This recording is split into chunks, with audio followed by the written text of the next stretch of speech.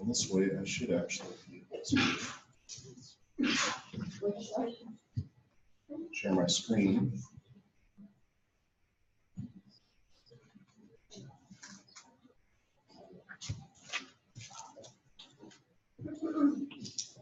Let's see.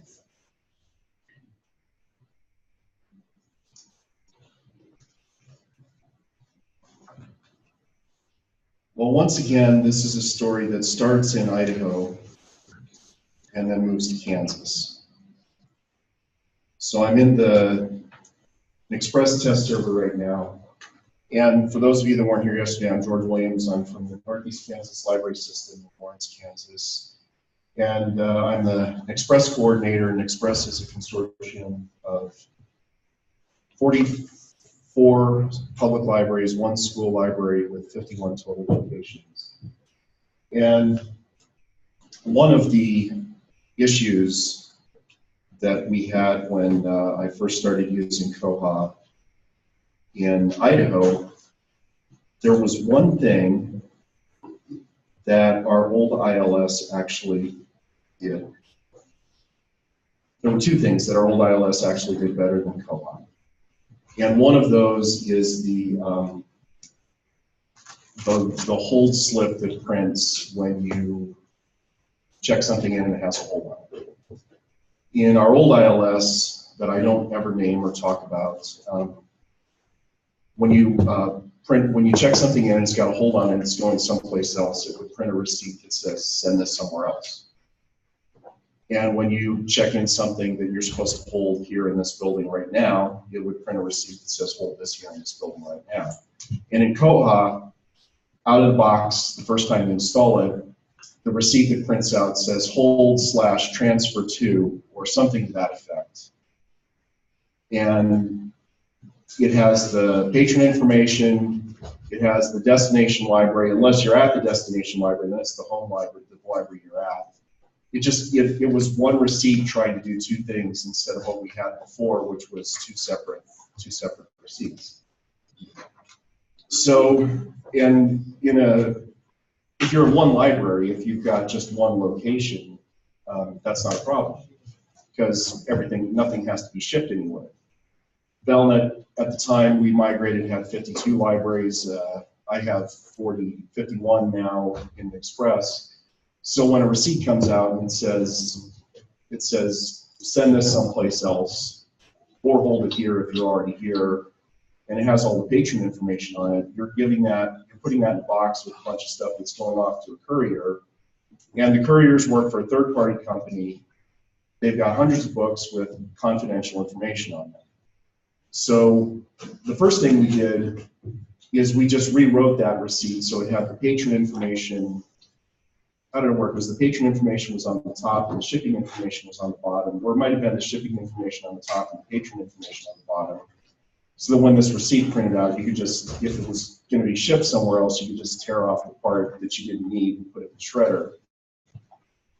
And that, of course, leads to problems, with staff, where you have staff that they decide at one library that, it's too much trouble to tear this off. I'm just going to fold it in half and put it in the thing. And that way the courier will never find the confidential information, because we fold it in half and it's now secret. And I was confident, at least in the courier that came to the library I was confident that courier was not, he was too stoned and lazy all the time to be digging through people's stuff and figuring out what it was. That's a little judgmental, George. He's one of my best friends.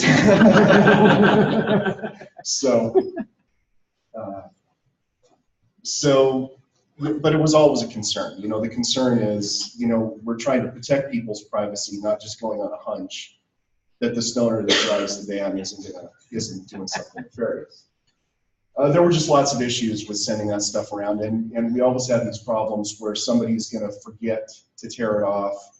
Or the flip side of that is when you're in Moscow and it says ship to/hold at MOS, and then somebody's going to send it down to the courier anyway, and it's going to go on a little tour of the Clearwater River Valley before it comes back. Or the other flip side is staff is going to tear off the thing that says ship it to Lewiston and then put it on the shelf in Deary. and it's going to sit there for like 4 weeks because the Geary librarian never clears the hold shelf, and this thing that should be in the courier is just sitting there where it isn't supposed to be, and somebody from Lewiston's going to call and say, why don't we have this thing? So initially I thought, there's the intranet, there's the slip printing JavaScript system preference where you can put in Java or jQuery or whatever into that preference, but then it also requires another plugin that you put into Firefox. So I experimented with that, and what I found is if I put stuff in there, then in order for that to work correctly, every computer needed the plugin. Well, I only had direct control over 7 libraries, but there were, 52 minus 7 other libraries to deal with. And just the act of negotiating, getting everybody to install a plugin is virtually impossible, especially when you're dealing with some places that are school districts where an IT person has to be the one to come in and install the plugin because they have to unlock the computer, download something. I mean, there were just too many hurdles. So we reformatted the receipts so we could tear them in half as necessary, and we just kind of lived with that. And some of the Valnet libraries may still be living with that. I don't know, because I only directly had to worry about the 7 that I was in charge of. So what I thought about after a while, though, is that each receipt, each branch in their system preferences, we have this, or it's in the tools, there's the notices and slips. And so we got notices and slips here. I'm going to switch over to library. I'm going to go to digital library. So each notice that's being printed, each little slip that's being printed, is just a web page. It's just a basic web page that's being printed. So anything we can do to a web page, we can do to that receipt that comes out. And let's go to digital library here. So I went in and I reset the slip for this library that doesn't exist on our test server. So this is the HTML of the receipt that comes when you install Koha the first time. And it's just got a bunch of headers and all of these things here. This is the data that comes from Koha is in these double angle brackets. And so, it's just basic HTML. It's an unordered list, and the first element of the list is going to be a card number, the second one will be the borrower's phone number. It's all going to get that data from the database. So what I set about for the 7 libraries that I had to worry about is I set about just rewriting this whole thing.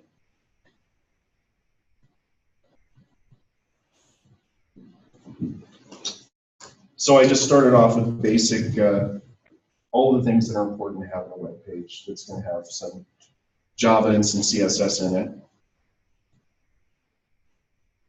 And then I started to add things, add places to put the content. So I created a place to put the borrower information, a place to put the branch code. And here, what I did is I gave this one an ID that starts off with some text that's static, but then this part in the double angle brackets, it's going to look into Koha and it's going to say what's the destination for this. And it's going to give that div an ID that it varies depending on the item. Hopefully I didn't mess this up. I probably did, but let's just see. Then I actually started putting content in there. So we've got another div that I put inside the first div, and it says here, this has got the borrower's first name, all of the contact information for the patron that you're going to need when the item is supposed to be picked up here, or no matter where it's supposed to be. And then down here, I started putting in, filling in all of the information that needs to appear on the receipt. That's going to tell me where the item is going to be picked up and what the item is, and when it was shipped, where it was shipped from, where it was shipped to. All of that information is in there.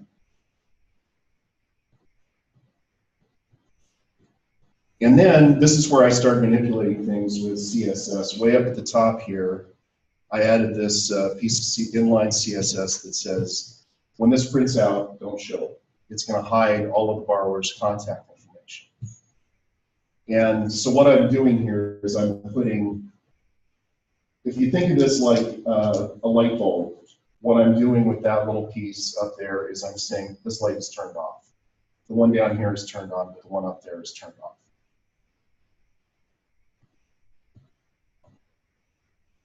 So now that I've got all the stuff that I want in there and I turned off that first section, I'm going to start adding some jQuery that will affect, it's going to act like switches. It's going to decide based on the content whether to turn that section on, whether to turn out those light bulbs, leave it left, leave it off and on, or whether to switch into on and off.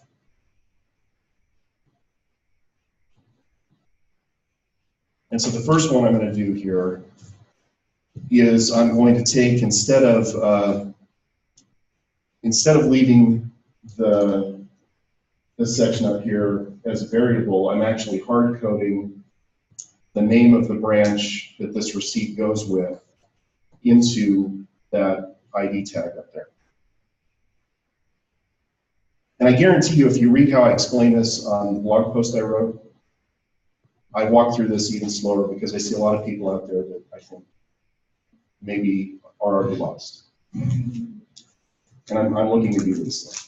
Can you make the text on your screen a little larger? Maybe.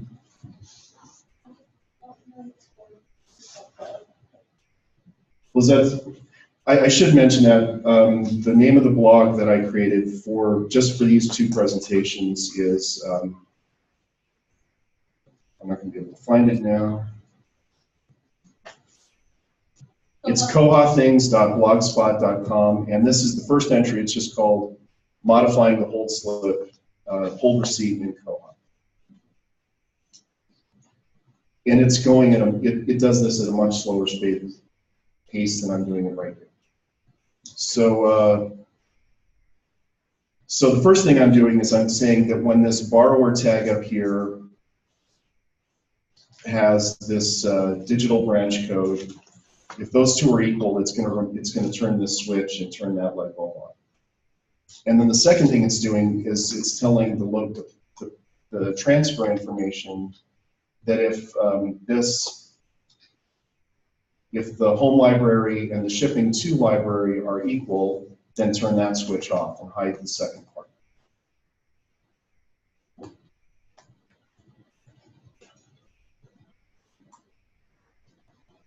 Oh, I did make this easy so that if I screw up, it's easy to go back and fix it.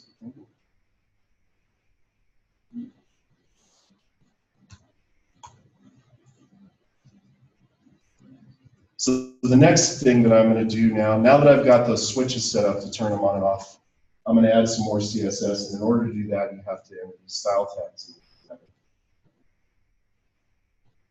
And then we're going to start to put CSS in there. What this is doing something that I didn't do when I did this at Latah County, but how many of you have ever had this experience in Firefox, where a staff member is checking things out and they've got receipts coming out and everything's formatted perfectly on the receipt, and Firefox knows that the receipt page is a certain width and the margins should be set a certain way, and then somebody comes along and they switch the printer to a printer over in the corner that's putting out 11 by 17 inch paper, and they print some big gigantic thing, and then the next time, and then they switch it back to the receipt. And now all of a sudden Firefox thinks that you're printing on 11 by 17 paper. And so nothing fits right, all the margins go out of whack, everything's screwed up. Well, this code here, if you add this CSS into the receipts, it's gonna, even though you've changed the paper, it's gonna say that this receipt is never gonna be more than 245 pixels wide. So even if somebody makes these changes to your printer settings, the next time you go to print this on the receipt printer, it's not going to think that you're on 11 by 17 paper. It's not going to care the size of the paper because it's always just going to be that 3 inches wide that you get for receipt paper at.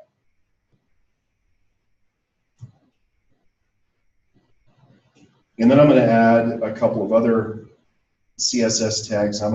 There's an HTML element called article, and so I'm just going to give it some rules. And I'm also going to create a class called write. And what these things are going to do is they're going to take a piece that I'm going to put in here later. And it's most of this receipt is going to be on the left side of the screen, but anything that I put inside of this article tag is going to be on the right side of the screen.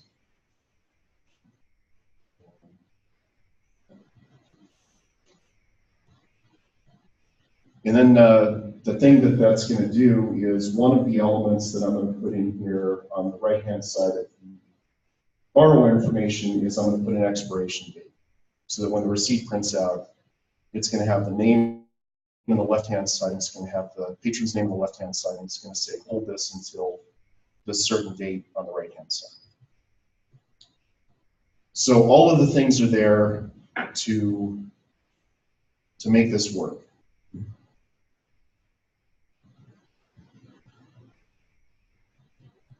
This is the basic part of it. This is the most important part, and this is what I've done for some of the libraries in my new consortium. One of the other things that I added when I did this at Lake Talk County Library is I said, okay, now we've got all this stuff in here that we need. Let's add some stuff just for fun. Lake Talk County Library at the Moscow branch, if a patron has an email address, they're going to get automatically emailed. But if they don't have an email address, we would phone them and say, hey, your book's here. There were plenty of patrons that didn't have an email address. And it was always a chore. And there were always times when staff would make mistakes, and this item that they're supposed to phone somebody about is going to end up on the hold shelf, even though they never got a phone call. And that's what happens if the receipts for the patrons that get phone calls look exactly the same as the receipts for the patrons that need to be, they're going to get an email. If they both look the same, they're going to be treated the same.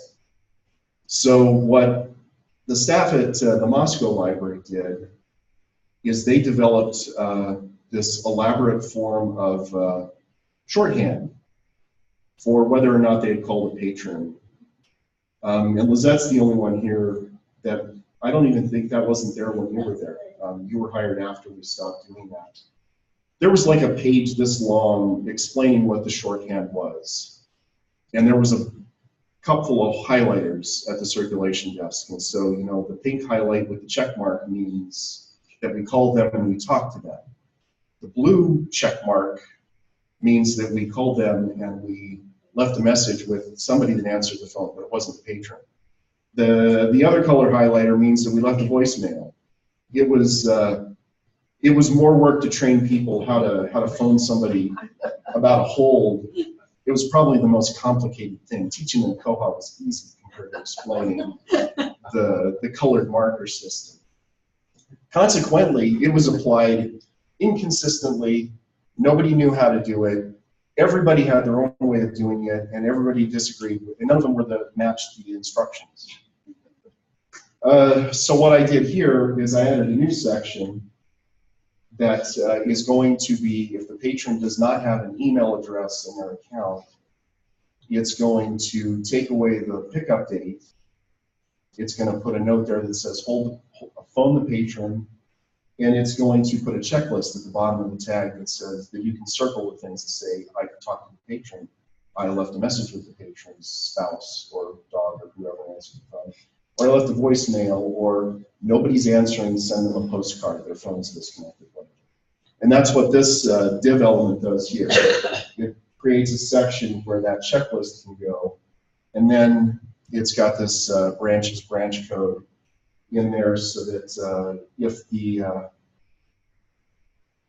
the slip is being printed at a library and that's not the library where the pickup location is, then it's just going to hide all that. Everything that goes in there, it's not going to appear. And then it's actually going to create the checklist, but it's not going to show it. And this is going to put the borrower's email address in here. And even though this borrower that's going to get the checklist doesn't have an email address, it's important this is what's going to tell the logic of the code whether or not the checklist should be deployed or not, because if it sees an email address there, it's not going to do anything. It's not going to flip the switch to turn this section on. And then finally, there's actually the checklist. Circle 1 spoke directly with the patron, left a message with the patron who answered the phone, left a message on the answering machine / voicemail. Please send a postcard if you cannot contact them within 24 hours.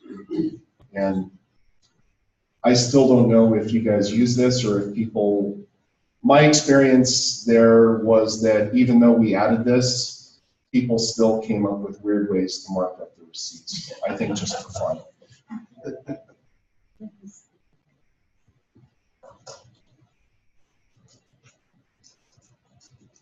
And I think I lost my place again. Let's go back and just do this really quickly.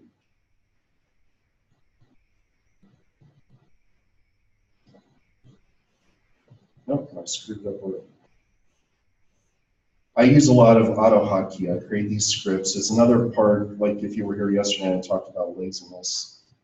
This is another lazy thing. I'll spend 10 hours creating something so something that takes 5 minutes, I can do in like 10 seconds with keystrokes. So I'll spend 5 hours doing that so I can save myself 5 minutes.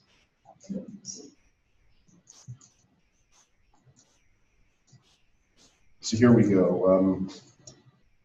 The next element of this is what tells it to change that whole pickup date to a big statement that says phone the patron.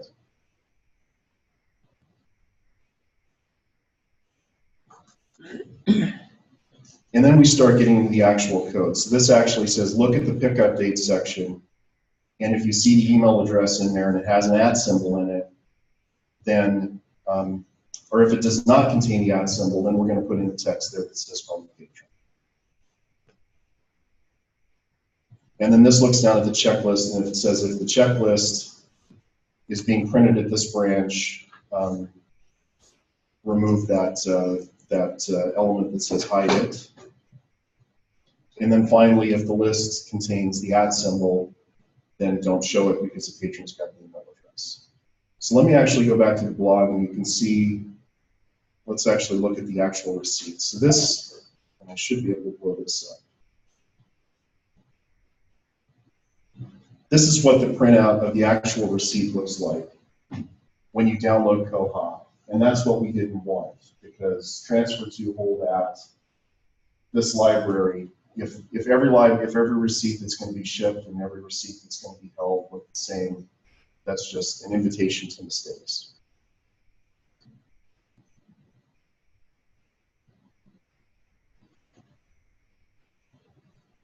And once you get all of those elements into the receipt, this is what we used for a while. Like I said, that the top part is the patron, and the bottom part is the ship to, and this is the part where we would have to just tear off the top if we were shipping it, and tear off the top and put it in the book if we were holding it here, or fold it in half or do whatever.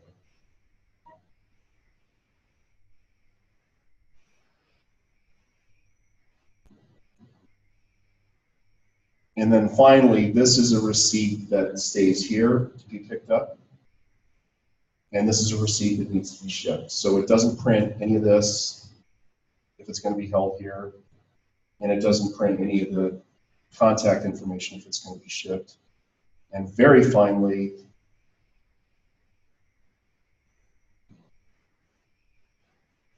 way down here somewhere, we'll just do this, is the checklist. So it puts the patron's name here and phone the patron here.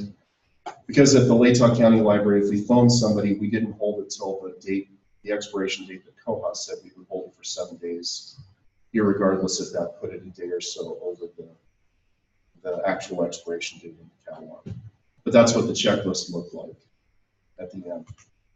So these are just some of the things you can do with the receipts. You know, you can also use jQuery to add the, I think it was Jessica that said yesterday about the code, or somebody from Bywater talked about the code that you can add to the receipts at checkout that say, this is the value of the stuff you're checking out. That was you.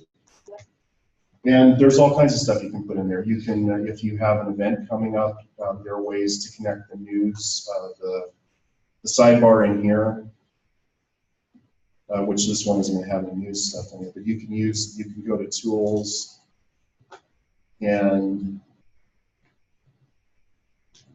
use the news so that you can just have news that's supposed to be displayed on the slip. And you can have that go in, and there are ways you can use that so that if you're at this location, it's printing. If you're at another location, it's not printing. So you can customize those for each branch. It doesn't have to be system-wide. There are a lot of things you can do because, like I said, these receipts, the slips, are just HTML. So anything you can do to HTML, you can do in those receipts. And it's really not as complicated as it looks. If you know some basic HTML, some CSS, and Java, and jQuery, and all of those things. But you know, the post is, like I said, it's on koha-things.blogspot.com, and I wrote it especially for people who are staring at me and go, I don't know any of these things. I tried to walk through every step that I just walked through really quickly here. And every time I add an element to this, I highlighted it and I tried to explain exactly what that piece is doing so that you can get an idea of how to recreate this and step by step see the things that you have to think through when you are trying to attempt this kind of thing. And just like Jason, I am finished way earlier than, well, Can I ask a question? Yeah. So when you send out a transfer, that means you have to do proof, right? Because for us, we do the slip has the patron name on it and the send to. So when it gets to the other library, they just use that slip as their patron contact. But if you're hiding the patron contact stuff, then when it gets to the other end, they have to print a new slip. Yes. Okay. And that's what we did in Velnet, and that's what we do in Express also, because we don't want it's a privacy issue to send those receipts through the courier that have the patron's contact information on, even though, you know, in Valnet, there were only 3 couriers, 3 or 4 couriers. And we know those people pretty well, but in Kansas, we have the Kansas Library Express. It's a statewide courier system. And it's managed statewide by one of our employees at the Nichols office. But it's all subcontracted. It's subcontracted to a local Kansas company called Henry Industries, and those drivers turn over. And then and they subcontract out. Yeah, and the subcontractors subcontract with other people, and there's so much turnover that you never know what you might be getting. A retired lieutenant colonel from the Army who's bored after he's retired, or you might be getting a guy that, when he's done with his courier route, goes home and makes a big batch of meth. You never know who the subcontractor is going to be. So, and I'm not judging there either. It's also a double check that the item actually arrived at the library. Yeah, I imagine that even though they're getting that receipt in there that has the contact information, they still have to check it in. Right, they confirm it, but they don't print it. But they don't print an extra slip. So in your situation, this would change, but you know, that was something the privacy, yeah. Well, you know, that was something that I didn't mention yesterday about, you know, I've made fun of people for, you know, because I have been in situations where, and I'm sure you have too, with a large group of libraries, it's really hard sometimes to get them all to agree on something. So something like this, the way, honestly, if I was in Valnet still, the way I would introduce it is I would get everything in place, and then the day of an upgrade, I would add all the jQuery I wanted to make a major change, And then when people complain about it the next day, I would just say, it started that way when we did the upgrade. It's a new feature. We definitely don't. I used to do that all the time with Melnet. I've only done one of those since I've been in Kansas because we've only had one. So. That's when we got all those tickets. I don't remember. But any other questions? One of the things that this library does, we do a similar process with the slips. One of the things that we incorporated into it is we added a bunch of space at the bottom of it so that it was longer slips that would stay in the book if they got open. We also, because we have our whole shelf out on the floor for people to grab their own holds, we set up the data so that it would grab the last name, and we parsed out the first and middle initial on the first name field. That was fun to try and do that. But we parsed that out, and then we gave like the last 2 digits of their barcode, so they could identify themselves enough, but it still gave them some anonymity. You know, if somebody's looking for their stuff. Oh, John's reading so and so. Yes, and I meant to mention that too. I've done that for a couple of libraries in Express. Particularly, I remember doing it for the Atchison Library. They have a self-service hold shelf. So there is code you can use so that instead of the patron barcode and their full name, you can rewrite the jQuery so that it's only showing like the first 4 digits of their last name and then the last 4 digits of the barcode number. So that when they go to the self-service hold shelf to pick things up, they're confident that none of that confidential information is there. I have also, I wrote something for one of our libraries that they asked me to write it for them, and I showed it to them, and they said, we're going to talk about it, and they've never gotten back to me, but they do when the book comes in, they actually have a stack full of papers in their drawer, and it's got like a checklist on it, but it's sideways, it's horizontal instead of a vertical receipt. So I did write the code for that, so it prints out with all the letters tipped on their sides so that they can do it that way in a pretty big font. And the trick with that is when you start telling the web page that it's going to print a different direction, it is really hard to figure out the margins on that because it's trying to, it doesn't like it. It doesn't seem to like it when you tip the page 90 degrees one direction. But we did that. I've done that too, where you just end up with a thing that's got the last 4 of their card number, the first 4 of their last name, and then a big wide checklist on that coming this direction instead of this direction. And with printing sideways too, I mean, there's some libraries that like to cover their spine labels of their books. And, yeah. So you can have names printed out sideways so that you can cover up the spine label with that, and all you see is the name. The paper is taken out. I did, when I wrote this when I was at Valnet, I did share it with some people in Valnet, and I also shared it with Christopher, and you were already doing something else, but I talked to Mark, and you're using this or something similar. We use this very, very similar. It's changed a little bit since I wrote it for you. Yeah. And I was looking to find the old PDF or whatever it was I sent you to try and incorporate that into this too, but it's probably on the computer that Lizette's using now in the basement at the Moscow Library, and I don't have access to it anymore. But what we did is we did the same thing that Christopher did with the extra space in the book. Yeah. So it would fit in the book. And for the local holds, what we do at our library is if they need to be called, we'll print the whole name and phone number at the bottom, because half the time they're not at a computer when they're calling. So that information's on, and they just rip that off the very bottom. They have an email address, and none of that prints. Right. So those are some of the tweaks we've done. Yeah. So there are a lot of different ways you can do it, and I've also done some work with modifying the letters. There is, I probably won't be able to find a patron that has an overdue item, but there are all kinds of things in the notices and slips that I think a lot of people just aren't using in their full potential, and one of them is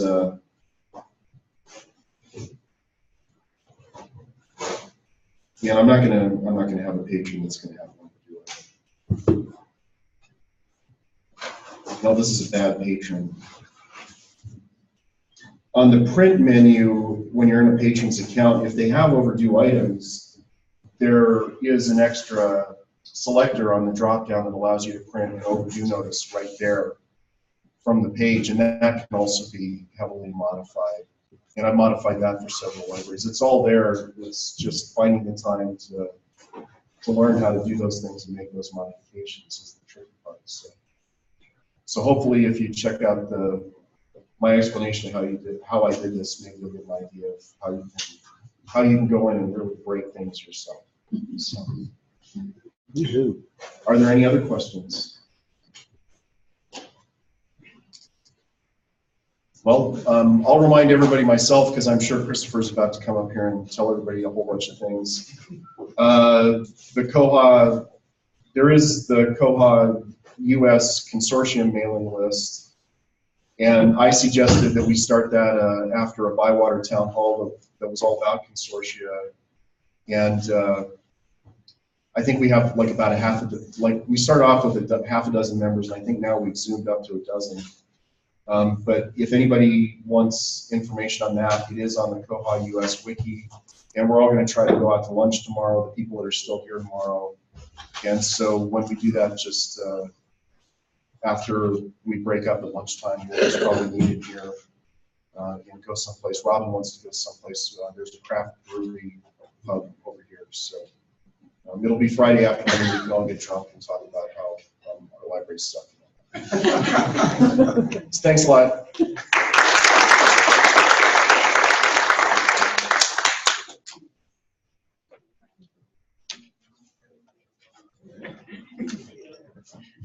Thanks.